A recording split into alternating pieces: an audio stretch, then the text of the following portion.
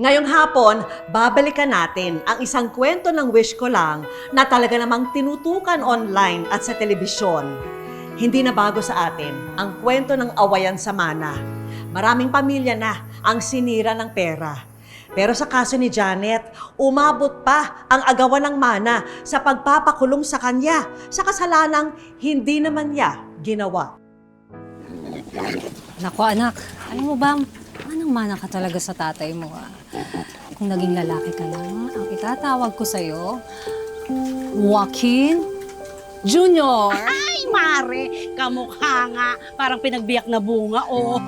Siyempre, Nay, kaya nga po sana medyo mahal na po yung pagbenta nito sa palengke, no? Para syempre makaipon na tayo at makakapag-high school tayo. Pangarap ko rin yan para sa'yo, anak. Actually, pangarap ko din na makapagtapos ka ng kolehiyo at maging professional. Saka alam mo, anak, pangarap ko na yung lupain na to na binigay sa atin at pinamana ng lolo rin mo sa tatay mo, pangarap ko na sana mapanagunan.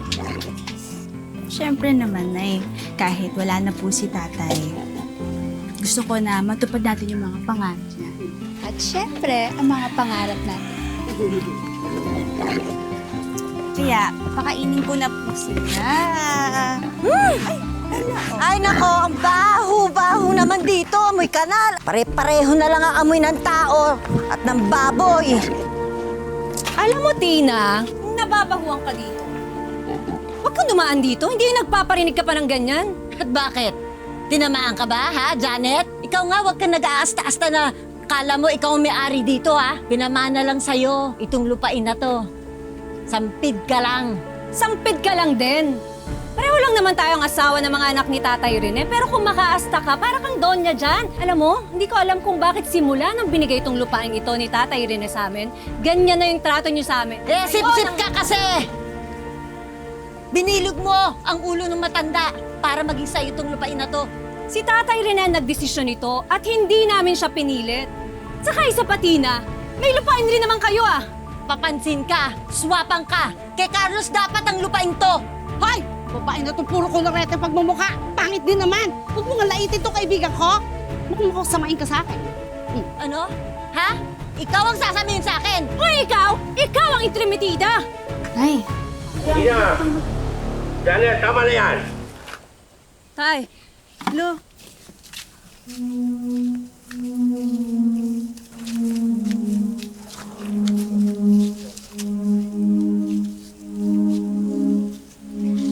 lumano po.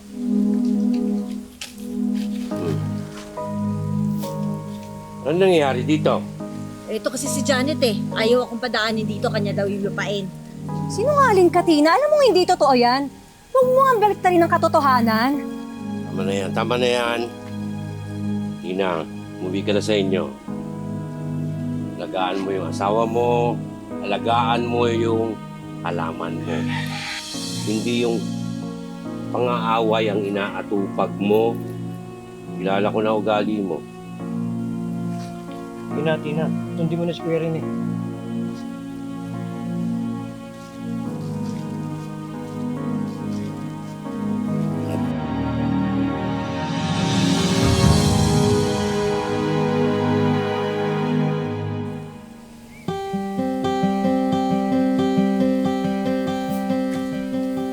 Tay, Oh, Janet. aba, tirik na tirik ang araw Sumilong naman po kayo. Baka mapaano pa kayo niyan. Oh, sabihin mo nga sa akin, paano ako makapamingwit kung sisilong ako? Aber, ito na lang. Pakita na itong mga napamingwit kong mga tilapia para may ulamin kayo ni Grace. Eh, paano kayo, Tay? Paano ako? Hmm. Mauubos tayo! Tay Rene! Tay! Tay! Tay Rene! Tay Rene! Tulungan niyo kami! Berto, tulong! Berto, tulungan mo! Tatay na talaga! Tatay Rene! Tatay! Tulungan niyo kami!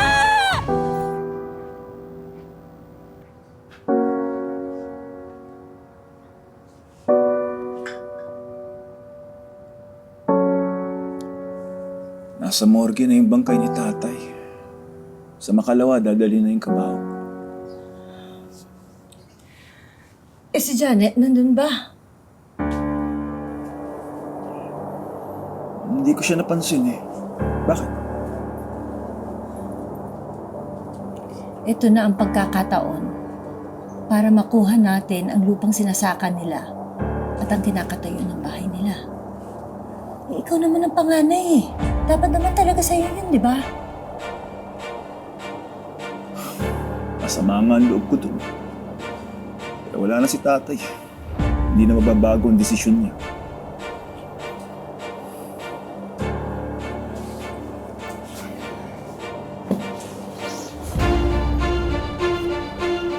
Pagmukain natin guilty si Janet. Natinulak niya si tatay para mababok ang ulo. Kapag nakakulong na siya, wala na siya magagawa. Sa atin na ang bahay at lupa.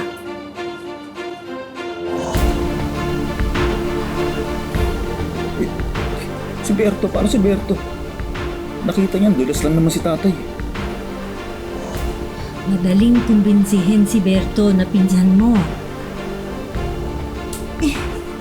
Gipit din siya, di ba? Kakapit kahit sa patalim.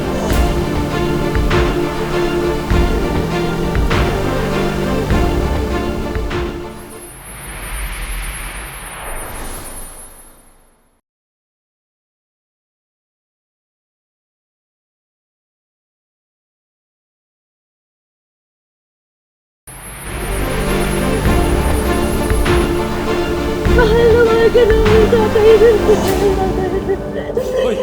Hoy! Umalis kayo dyan, layo yung tatay ko. Isa kang kriminal! Kapal-kapal ng mukha mo para iyakapin yung kabaong ni tatay? Matapos mong patayin? Hindi ko alam yung mga sinasabi nyo. Tinulak mo daw si tatay at nabagok ang ulo doon sa palaistaan, kaya namatay. Nakakaniwala ka sa akin, inosente ako! Sabi na ako! Dali ko sa presinto! Ma'am, may warrant po kami.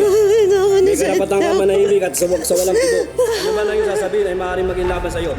May karapatan ka kung ng sarili mong abogado. At kung walang kakayanan naman, ang pamahalaan mong bibigay sa'yo. Naintindihan niyo po ba? Inosente ako! Mare, kahit pagbalik-balik na rin mo pa man ang kaluluwa ko, pati ang mundo ko, inosente ako. Wala akong kasalanan, Mare. Hindi ko lang alam kung bakit ako yung ni Berto dito. Wala naman akong atraso sa kanya eh. Pati kina Kuya Carlos at kay Tino, wala akong atraso, so hindi ko alam. Mare, huwag ka mag-alala. Ilalapit natin ito sa kinauukulan para tulungan ka. Pero wala akong pera. Wala akong pambayad sa abogado. Hindi ko alam kung paano tayo lalaban, paano ako lalaban. Saka, isa pa Mare, naihabla na ako.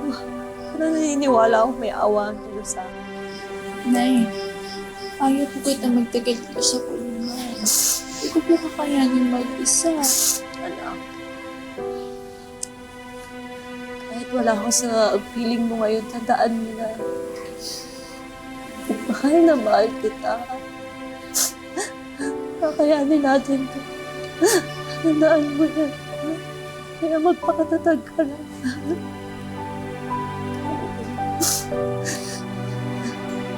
Lalabas din ang katotohanan sa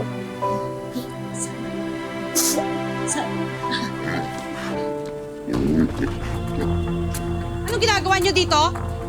Sinecheck lang namin yung property namin. Bakit? Huwag kang nangingialam dito, Marisol, ha?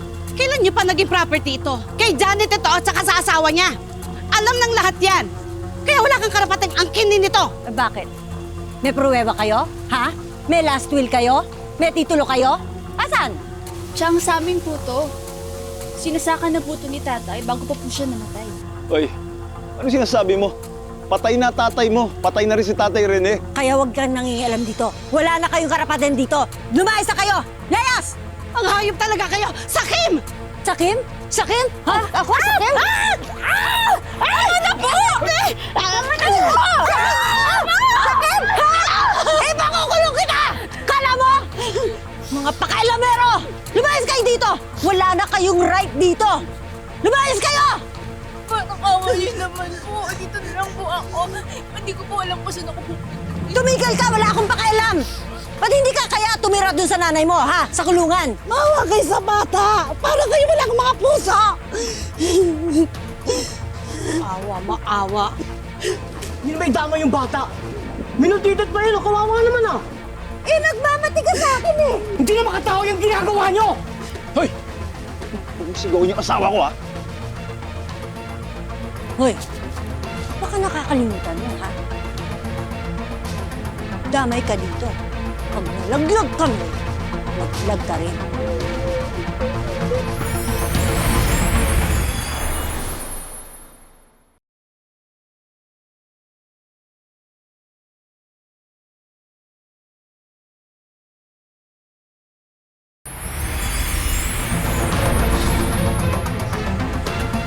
May naisip ako.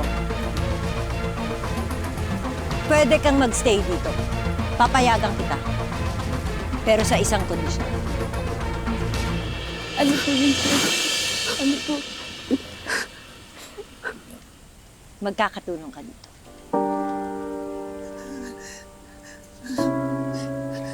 Yan, yung mga baboy na yan, alagaan mo mabuti. Ha? Pakakainin mong mabuti. Ha? Naiintindihan mo? Naiintindihan mo? Maawa kayo sa bata! Maawa kayo!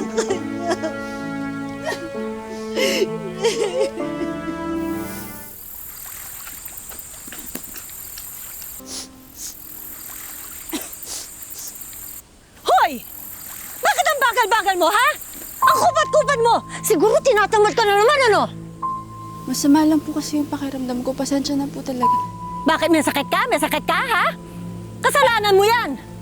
Kasalanan mo dahil tatanga-tanga ka! Ngayon, pagkatapos mo dyan, maglaba ka, ha? Yung mga damit ko, kailangan linisin mo! Hindi ka dapat tumigil hanggat hindi ka natatapos, ha? Susumbong po kita sa nan ko. Susumbong? Susumbong? Ha? Sige, sumbong mo ako nang pareho kayo makulong. At dahil dyan, diyan ka matutulog sa koral. Visit ka. At ito, yan mga bukong yan. Di ba sabi ko sa'yo, ayusin mo yan? Bakit hanggang ngayon nandiyan pa yan? Ikaw ha? Ang kubad-kubad mo talaga. Nakakabisit ka na.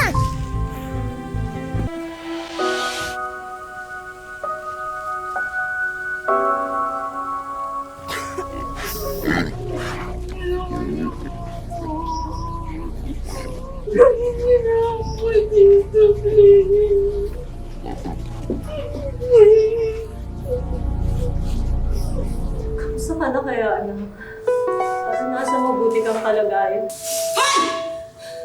Magpatulog ka nga! May awa rin yung Diyos. Makakalabas din ako dito. Magsasama rin tayo. Kikita tayo at magbabayad sila.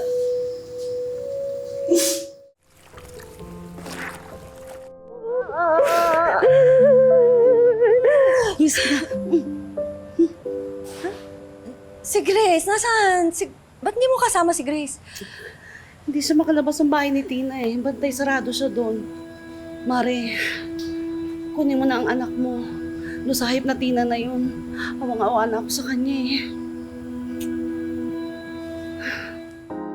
Parang impyerno ang naging buhay ni Grace sa mga kamay ni na Carlos. Pero lahat ng kasamaan ay may hangganan. Ngayong malaya na si Janet, kikilos na siya para bawiin ang anak kina Tina at linisin ang reputasyon niyang sinira nila. Dami nating mga baboy, ano? Siguro malaki nang kita natin ngayong taon to. Kaya sa susunod na taon, magdadagdag na tayo ng koral. Talaga? Ay! Ano? Bago to eh! Kabibili ko lang eh! Pasensya na po talaga. Hindi ko po sinasadya. Ako na lang po maglalaba. Palit lang ako sandali. Sige. Chang, hindi ko po talaga sinasadya.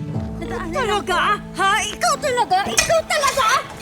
Nananadya ka eh, ha? O tatanga-tanga ka, ha? Siguro pareho, no? Siguro pareho. Mura man, ha? Chang, tama na po! Hindi ka dito. Bitawan mo yung anak ko. Bitawan mo ang anak ko. Nay, tama na! Nay, walang hiya ka, Tina! 7 taon! 7 taon, Tina! 7 taon! Walang hiya ka! Janet? Oo, ako to! Nay? Nakalaya na ako, Tina, at magtutusa tayo ngayon! Ano nandito ka? Makakalimutin ka na ngayon? Di ba ikaw yung nagpakulong sa akin? 7 taon lang yon. Hindi sapat yon na makulong ka para sa krimen na ginawa mo. Anong krimen pinagsasabi mo? Alam natin ang totoo, alam natin ang katotohanan. Kaya mo mabago ang lahat, Tina, pero ang katotohanan hindi.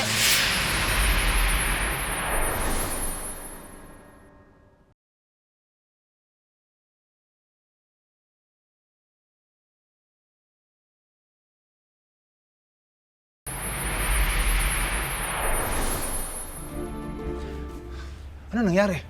Dapat yan, namatay na sa kulungan yan eh. Dapat nabulok yun doon. Hindi ko nga alam kung bakit nakalaya yan eh. Eh, paano ngayon yan? Paano kung tsak na babawiin niya na yung lupa? Eh, paano kung ungkatin niya rin yung nangyari kay Kuya Rene? Subukan niya! Hindi niya tayo kaya. Basta walang laglagan, ha? Kahit anong mangyari. Oo naman. Kung kaya ko siyang mapakulong noon, eh di lalo na ngayon. Kailangan gumawa tayo ng paraan. Kailangan sirain natin ulit yung babaeng yan. Gulay kayo dyan. Sariwang-sariwa to. Talong. Ampalaya po, okra. Okra. Ate, okra po, ampalaya. Ate, gulay ka. Anong kailangan mo? Sariwa to. Okra kayo? 10 lang, ate. Sige, ate. Oo, yan. Tagtagan mo pa, anak. Kulang pa. Kulang pa, anak. Ay, nako! Kala mo nagbebenta lang ng gulay, mamamatay tao pala. Nako, uy, mag-iingat ka. Baka may lason yung mga gulay na yan. Delikado yan. Ate. Pwede ba lubayan nyo na kami, ha? Ano bang atraso namin sa inyo? Nagtatrabaho kami dito ng marangal. Marangal? Marangal ba ang maging kriminal? Ang pumatay na tao? Hindi kriminal ang nanay ko. Abang buhay ng kriminal ang tingin sa nanay mo. Dahil sa kagagawa nyo yung mag-asawa, alam kong minanipula nyo lang ang lahat ang sitwasyon para magmukha ako yung may kasalanan. Para ano? Makamkam yung lupa namin, ha? Alam mo, kayo ang kriminal, hindi ako.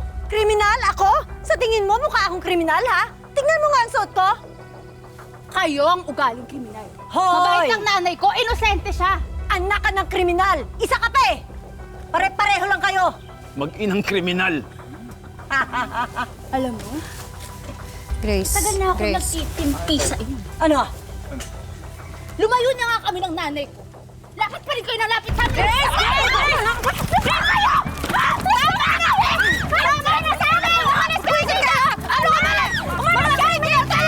Alas! Hindi ka kriminal ang nanay ko, di ba? Tama na! Tina! Umalis kayo dito! Tama na!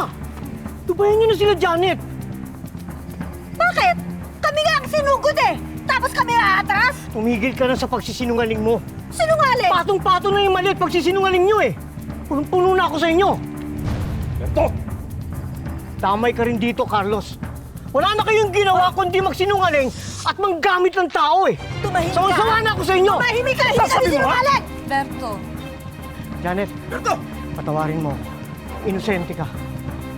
Alam ko nadulas na si Kuya Rene. At wala kang kasalanan.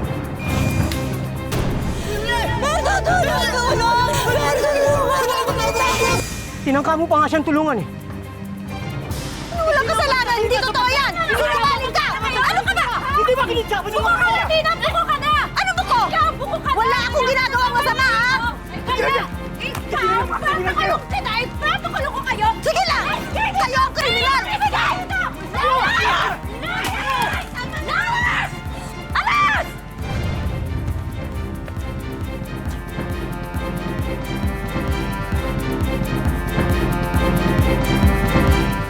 Carlos, hindi naman kasi tama yung ginawa niyo. Berto, sandali. Hindi ka namin pinapunta dito para makipag-away, ha? Matakot kayo sa Diyos. Umami na kayo sa ginawa niyo kay Janet.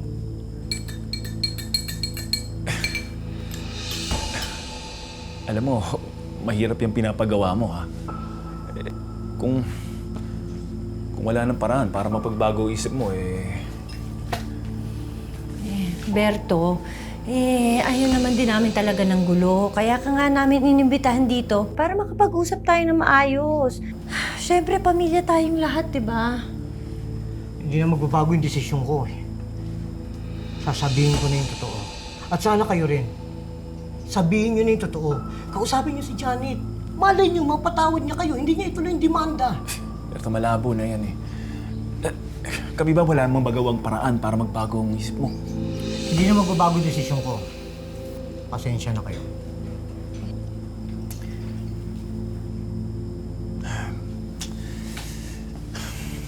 Sige, kung nakapag-desisyon ka na eh, naiintindihan namin. Kalma ka lang. Sige, inumin mo na yan.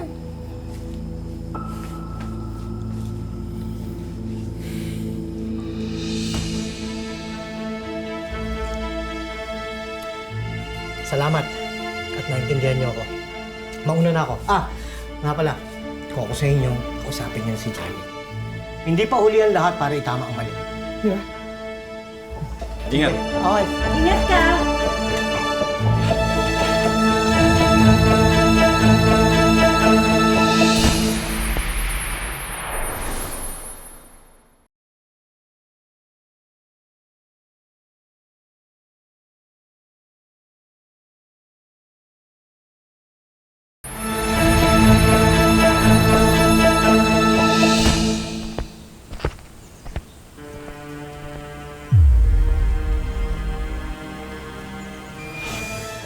Hindi na magbabago yung desisyon ko. Sasabihin ko na yung totoo. At sana kayo rin. Kalma ka lang. Sige, inumin mo na yan. Salamat. Naintindihan niyo ako. Mauna na ako.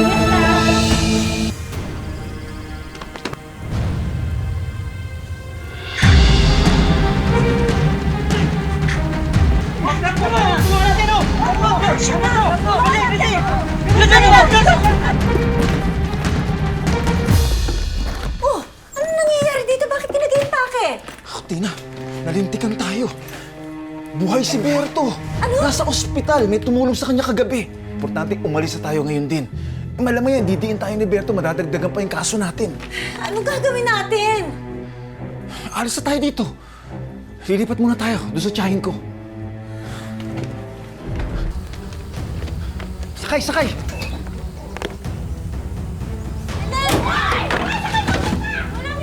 Uy! Naku! Tumigil kayo! Tumigil kayo! Hindi kayo pwede makataka sa batas pa itong batong mga kasalanan nyo! Nasa kaya ng tao, ha? Ipapakulong pa namin kayo! Hindi kayo makulungan! Mga hayop kayo! Huwag kayo umalis! Anong ginagawa nyo, ha? Pasok sa loob! Pumasok ka sa loob! Tumigil na kayo, ha? Papatulong ko talaga kayo! Subukan nyo, Hindi ha? nangingialam, ha? Huwag kayo umalis! Ipapakulong pa namin kayo! Sama nyo! Buisit! Diyan! Bumalik kayo dito! Bumalik kayo! Papakulong pa namin kayo!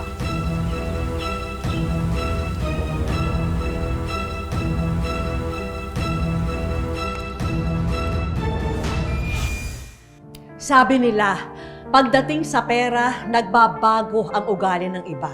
At may mga taong gagawin ang lahat, makapanlamang lamang ng kanilang kapwa. Kaya lagi nating tandaan, anumang gawing nating kasamaan, sa huli, laging merong kabayaran. Pag nakulong ka na hindi naman talaga ikaw yung may kasalanan, maaari kang mag-file ng compensation. Dito, maaari kang makakuha ng 1,000 per month dun sa panahon na nakulong ka. Sa ngayon, pilit na bumabangon si Janet para makapagsimula muli. Ngayong nakamit na niya ang hustisya.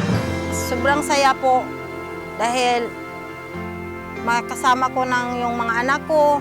Tagal nang hindi kami nagkasama, 7 taon. Alam naming hindi naging madali ang pinagdaanan ni Janet sa buhay. Actually, siya mismo yung nagsulat sa Wish Ko Lang para ibahagi ang kanyang kwento. Kaya naman, kakamustahin po natin siya ngayon. Hi, Janet! Welcome sa Wish Ko Lang. Naku, maraming salamat ha sa pag-share ng kwento mo sa aming programa. Ano, kamusta ka na ngayon? Sa ngayon po, okay naman po ako ngayon. Dahil nandito na ako sa labas. Grabe yung hirap na nalampasan mo, Janet. Mabuti kasama mo ngayon yung mga mahal mo sa buhay, di ba? Paano ka bumabawi ngayon sa mga panahon na nawala sa inyo? Pinangat ko na lang po sa Panginoon para sa pamilya ko.